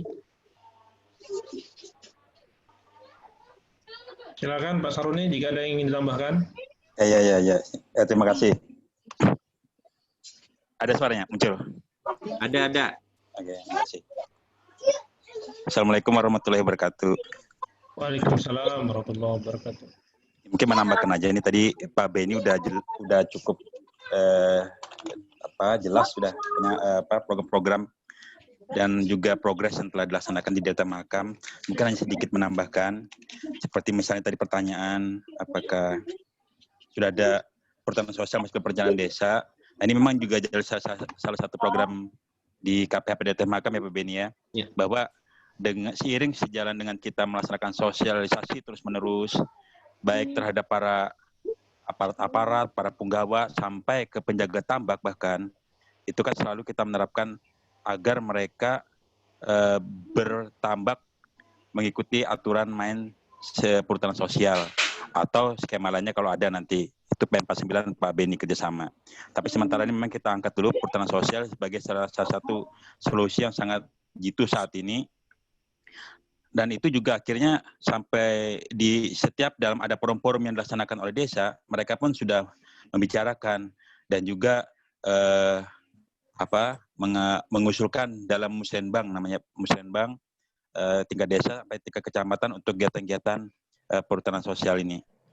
Seperti ini juga kami juga terbantukan oleh beberapa yayasan seperti Planet Ujong yang bermitra dengan LSM lokal yaitu Mangrove Lestari dan Yayasan Bioma. Mereka juga membantu perencanaan desa, peraturan desa yang di dalamnya juga memuat tentang kegiatan-kegiatan terkait dengan tambak yang hijau atau yang mengikuti aturan main kehutanan. Itu sudah berjalan terus prosesnya seperti itu. Alhamdulillah bisa itu. Memang kita nggak bisa instan karena memang ini seperti kita ketahui bersama sejarahnya memang kan di Delta Mahakam ini setiap kita ada ketemu masyarakat, setiap ada diskusi, ada sosialisasi, ada BIMTEK, pasti ada pertanyaan mengapa Pak wilayah kami dijadikan kawasan hutan. Padahal kami udah lama, udah beranak pinak, udah macam-macam dilakukan di sini, udah bertambah penduduk, tapi nggak pernah diganggu. Ternyata sekarang dijadikan kawasan hutan yang otomatis ada aturan-aturan, ada kewajiban di atasnya. Nah itu juga kami sampaikan. Oke lah Bapak Ibu sekalian, kami sampaikan bahwa memang itu artinya sejak dulu kita juga mengetahui bahwa keberadaan mereka itu sebenarnya juga merupakan upaya untuk menghidupi perut lah istilahnya ya, kebutuhan ekonomi. Namun fakta yang tidak bisa kita hindari adalah bahwa di tahun 83 itu pemerintah melalui Menteri Pertanian telah menetapkan Delta Mahakam menjadi kawasan hutan. TGHK-nya tahun 83. Nah ini juga kita harus hadapi. Artinya memang kalau kita cari solusi yang paling itu tidak akan pernah bisa ketemu.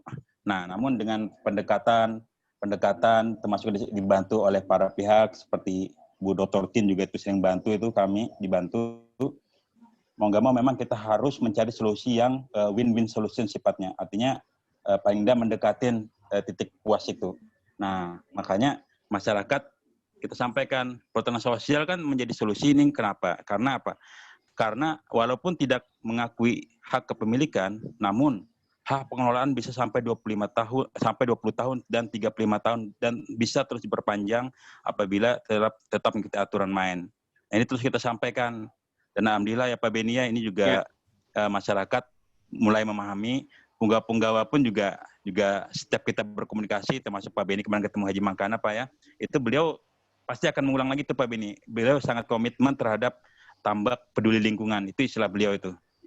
Nah, tinggal kita saja nih dari kami termasuk dan para pihak mengemasnya, menyempurnakan agar pengelolaan tambak-tambak yang telah dilaksanakan oleh masyarakat ini menjadi lebih lengkap, lebih sempurna, mendapat pengakuan legal yang dibungkus oleh aturan hukum, yaitu skema perhutanan sosial atau skema lainnya nanti yang memang diperbolehkan oleh pemerintah. Itu PM49 tadi. Nah, kemudian terkait dengan ini Pak Nana juga tadi ada menyinggung Pak, ini artinya masalah kemandirian KPH tentunya tidak terlepas dari kaitan rencana bisnis KPH. Nah, Pak Beni, kita ada nyusun Pak Beni, kita ada beberapa opsi karena selama ini memang eksistensi prokes atau itu sudah jalan di Delta Mahakam. Ada produk udang windu, ada produk turunannya, kerupuk yang dijual sampai ke mana-mana, kemudian juga beras juga itu sangat-sangat tinggi perputaran di sana. Memang dari legalitas saja yang mereka belum sempurna, dan ini juga tentunya menghambat. Bahkan sebesar Haji Mangkana pun dia tidak akan bisa jual bebas kalau sampai terekspos bahwa hasil produksi mereka itu didapat dari suatu kawasan yang belum disempurnakan dalam bentuk legalitas. Nah ini juga kita upayakan bersama-sama. Nah terkait tadi rencana bisnis, itu ada beberapa disampaikan Pak Beni tadi, antara lain rumput laut Gracilaria, tapi bukan rumput laut yang hijau tapi yang merah, sango-sango. Ini sekarang ini juga menjadi salah satu komoditi yang menjadi andalan terkait dengan adanya penurunan produktivitas dari udang windu. Nah sekarang di sana memang bahkan nih, nah ini juga tadi Pak Beni menyampaikan rencana KPH membangun pabrik sango-sango, memang karena di sana tuh potensi sango-sango besar sekali. Selama ini mereka hanya menjual ke Sulawesi, sekitar Rp3.000 kalau nggak salah. Nah, ini makanya kemarin sempat ditangkap oleh Pak Beni juga untuk membangun. Walaupun dalam perkembangannya Pak Beni ternyata memang ada, ternyata kita sempat keduluan Pak Beni sedikit keduluan dari pemerintah Kukar. Pemerintah Kabupaten Kukar ternyata telah melaksanakan studi kelayakan pembangunan tahun lalu untuk sango-sango ini di daerah Muara Badak Ulu sana, dan tahun ini rencananya seandainya tidak pandemi COVID, tadi mereka akan membangun di bulan Maret Pak, membangun pabrik sango-sango. Ini sedikit ada tertunda, ini agak mundur. Nah ini juga kami komunikasikan dengan Pak Subhan dan kawan-kawan, apakah ini bisa nanti saling mendukung ini apabila dibangun 2 pabrik antara PMK Kukar dan KPH atau bagaimana, atau mungkin ada masukan dari Pak Subhan, mungkin bisakah KPH melengkapin dari aspek lain, misalnya nanti pabrik kami berdiri, pabrik pemerintah Kukar berdiri. Nah ini juga kita masih mantapkan Pak Beni. Makanya sempat tertahan Pak di 2021, memang kita belum mendapat alokasi dari dinas provinsi Pak Beni. Jadi kita masih opsi kedua Pak Beni. Jadi untuk rencana bisnis kita alihkan ke beras Pak. Ya. Nah beras ini karena beras juga ini yang disampaikan Pak Nana kan juga terkait mendukung ketahanan pangan, ini juga salah satu menjadi andalan juga untuk ketahanan pangan. Seperti kita ketahui bahwa di Kutai Lama itu sawah yang pernah terbuka di sana itu 800 hektar. Itu bahkan mendapat pembinaan dari instansi pertanian. Namun saat berdiri KPH mau nggak mau kita harus melakukan juga sosialisasi secara balance bahwa ini perlu disempurnakan dulu dengan aturan main perhutanan sosial agar lebih sempurna lagi. Nah saat ini kita setelah membentuk KTH Pak Beni KTH beberapa KTH sudah terbentuk dan alhamdulillah ini mereka sangat-sangat sepaham sekali dan siap untuk mengikuti apapun yang diarahkan oleh KPHP. Nah, ini salah satu yang kita telah upayakan untuk bersama-sama. Makanya ini kita akan sempurnakan lagi. Ini sambil jalan juga kita siapkan usulan-usulan mereka, memohon bantuan hand tractor misalnya, apakah bisa dari KPHP. Nah, memang syaratnya fasilitas ini kan sebenarnya idealnya para KTH tadi telah memiliki izin perhutanan sosial. Nah, disinilah kita bisa nanti memberi memfasilitasi termasuk dari pihak lain seperti PHM, termasuk dari instansi di luar kehutanan seperti pertanian dan sebagainya, atau bahkan BWS nanti yang akan biasanya berkegiatan membantu merehab tanggul-tanggul tambak, itu bisa kita lakukan setelah adanya perhutanan sosial keluar izinnya. Nah ini informasi juga para penyuluh terus melengkapi terus apa yang diperlukan untuk administrasi teknis yang diperlukan dalam pembentukan dalam perizinan hutan perhutanan sosial. Dan beberapa KTH yang telah diverifikasi seperti di Muara Badak ada beberapa ribuan hektar itu. Ini sekarang juga kita masih mengejar ke kementerian kapan dikeluarkan SK-SK perhutanan sosial itu. Karena ini pembuka jalannya untuk kegiatan-kegiatan yang ada di Delta Makam, termasuk pengembangan bisnis kita akan bisa lebih mulus apabila sudah ada perizinan. Mungkin sedikit tadi terkait paket wisata ini Pak Beni. Ini memang kemarin kita sempat berdiskusi dengan Pak Yuyun, Mas Yuyun dari Planet Uzdong, dan juga ada pernah juga masukan dari pihak desa dari Kutai Lama. Di sana mereka kan memang ada paket wisata yang terkenal dengan Pok Darwis mereka itu. Salah satu andalannya juga kunjungan ke makam. Nah, ini memang ada masukan Pak Beni bahwa bisakah itu dipaketkan dengan kunjungan ke pulau-pulau yang ada mangrove-nya, ada nipahnya.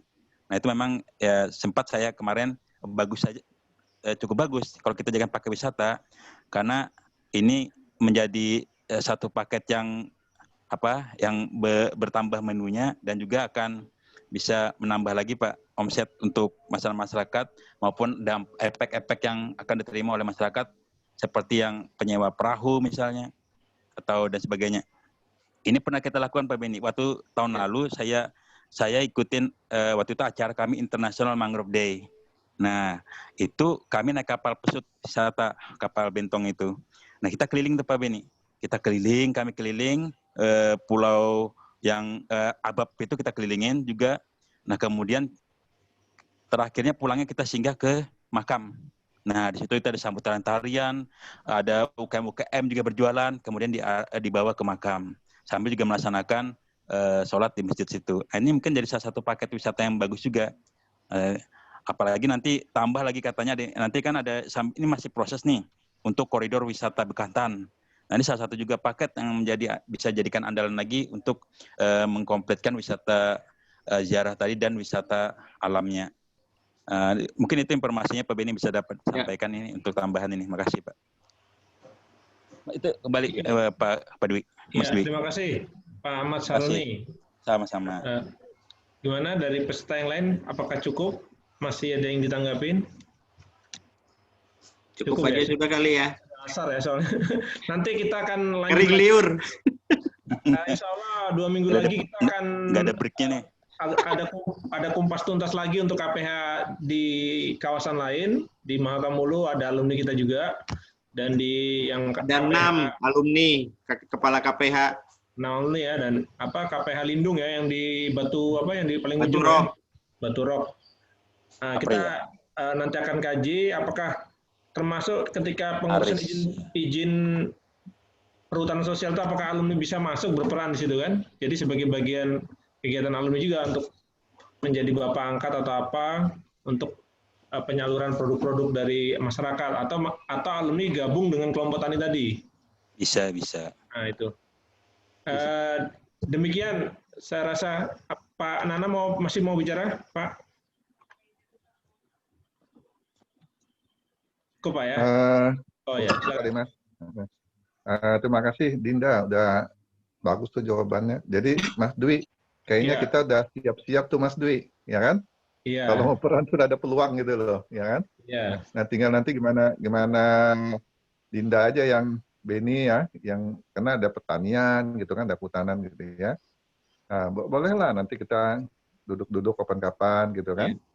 Bisa diatur Pak, Kanda. Nah mantap. Kita inventarisasi dulu berbagai peluang-peluang ini karena 2 minggu lagi kita juga coba KPH yang lain. Itu ada Mas Apri di sini juga hadir, kemudian Mas Puji Adi, Mas Apri di KPH Damai di Kutai Barat, kemudian si Mas Aris Puji di Batu Rock ya? Batu Rock di Mahulu. Ya. Apri KPH Damai. Damai. Ya. Nah, cuman sayangnya kemarin Dinda, dengar yang kemarin itu dana kita dana DR kita itu kan ditarik lagi sama Kementerian Keuangan 100 miliar lebih itu, 130 atau berapa gitu loh. Jadi nampaknya ya yang bantuan kita untuk pangan di kawasan di KPH itu kayaknya atau di sekitar hutan itu kayaknya bisa gagal untuk ABT, memang jelas nggak bisa sudah. Nah kita coba ajukan nanti di anggaran murni. Nah ini juga teman-teman di kehutanan atau di alumni-alumni ini bisa jadi pendamping gitu loh. Karena kita kan siapkan juga itu pendamping ya. Nggak mungkin itu KPH bisa, karena kan keterbatasan tenaga kerja gitu ya untuk mendamping. Nah ini juga nanti saya berharap teman-teman di KPH juga bisa menyediakan anggaran untuk pendampingan itu. Pendampingan pembinaan gitu kan. Nah itu ya maksud saya tetap sama Mas itu. Gimana Mas ya kan? Alumni gimana supaya bisa masuk itu apa? Bikin apa? Persyaratannya apa kan gitu? Bikin pendampingan aja Mas Dwi. Itu melalui apakah alumni kan bukan LSM ya kan? Tapi nanti ada tangannya lah gitu ya. Ada pendampingan untuk mengakselerasi pembangunan di KPH. Nah, universitas lain juga melakukan hal-hal yang sama gitu ya. Nah, dia berperan dalam konteks secara langsung akademik kampusnya, ya kan?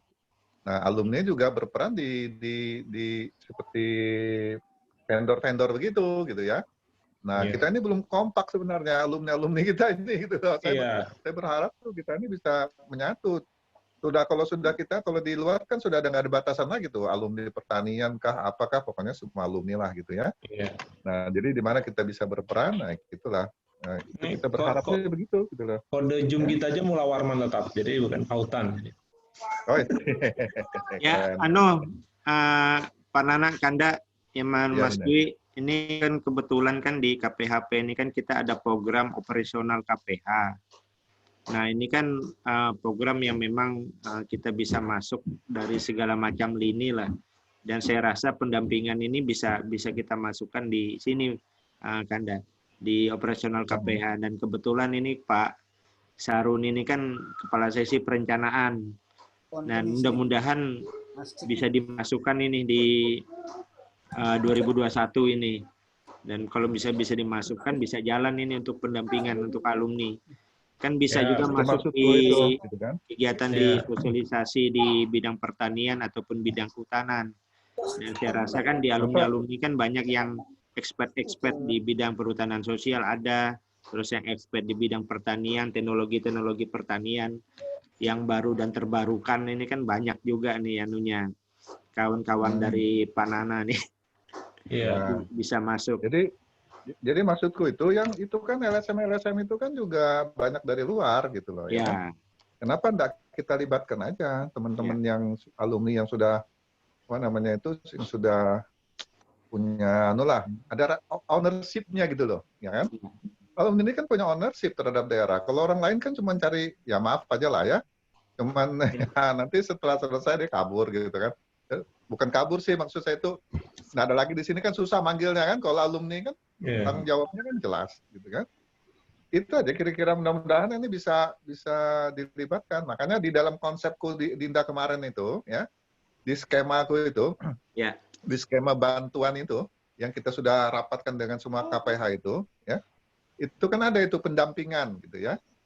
Nah, itu yang pendampingan itulah maksudku, slot itu yang mau ku masukkan gitu loh. Ya. Dari masuk pendampingan itulah nanti rekan-rekan alumni ini bisa melihat peluang-peluang bisnis ya atau peluang-peluang lain ya yang ada di KPH itu. Ya kan, nggak mungkin kita langsung wah ini apa, tapi kita dengan 1-2 tahun ya di mendamping itu kita sudah bisa. Nah, ini pengalamanku Mas Dwi. Di mana namanya itu di Marangkayu di Sumuntar Semangkok itu kami memasukkan itu akhirnya alumni kami ya alumniku tuh nggak keluar lagi di situ, punya istri orang Marangkayu Sumuntar Semangkok gitu kan, pertaniannya maju di situ gitu loh ya sampai sekarang pertaniannya maju. Itu ada berapa orang alumni yang kawin sama anak kepala desa, ada yang kawin sama orang kampung situlah ya, hilang sudah sarjananya itu jadi orang kampung ya, tetapi orang kampung yang berpikiran sarjana gitu kan. Dan itu Marangkayu Sumuntar Semangkok itu sudah suplai apa namanya, suplai beras, suplai ke Bontang itu sayur-sayuran. Nah itu ada orang alumni kita di dalam situ, nggak gengsi lah ya. Nah jadi juga bisa menciptakan lapangan kerja. Itu kira-kira Mas Dwi. Ini aku bicaranya alumni ya, aku nggak bicara yang itunya. Ya, makasih. Ya, makasih masukannya Dr. Zulkarnain. Kita tentu akan nanti ada Mas Gus Silpar juga, Ketua IKA Fautan.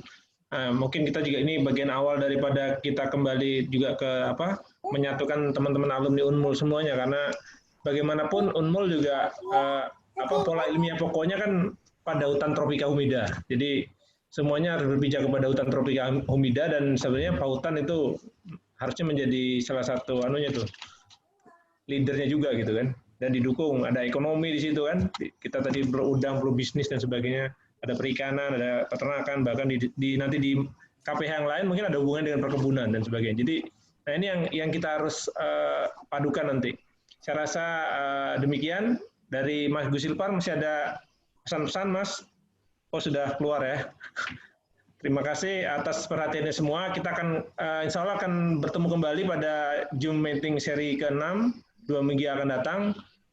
Kita usahakan tetap masih membahas tentang KPH di kawasan yang lain. Terima kasih semua atas perhatian dan masukannya, Mas Beni atas menjadi narasumber pada hari ini, dan teman-teman yang lain. Dan ini ada Bu Toni baru masuk tadi, Pak Hamdani Hamid juga baru masuk tadi. Kurang lagi, terima kasih. Pak Imam Kuncoro juga tadi sempat sampai akhir. Ini mungkin sudah mau sholat asar beliau. Terima kasih semuanya. Kita tutup dengan alhamdulillahirabbil alamin. Wassalamualaikum warahmatullahi wabarakatuh. Alhamdulillah. Waalaikumsalam warahmatullahi wabarakatuh. Waalaikumsalam.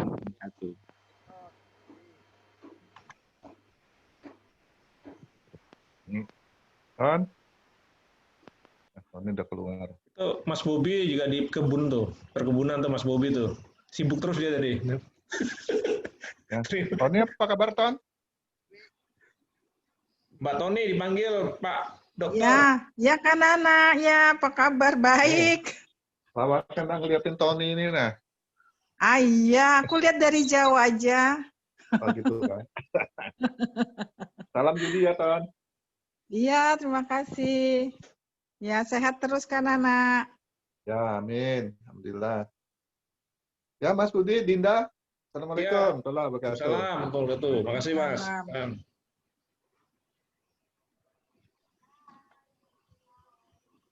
Oke Bang, mohon izin live Bang ya.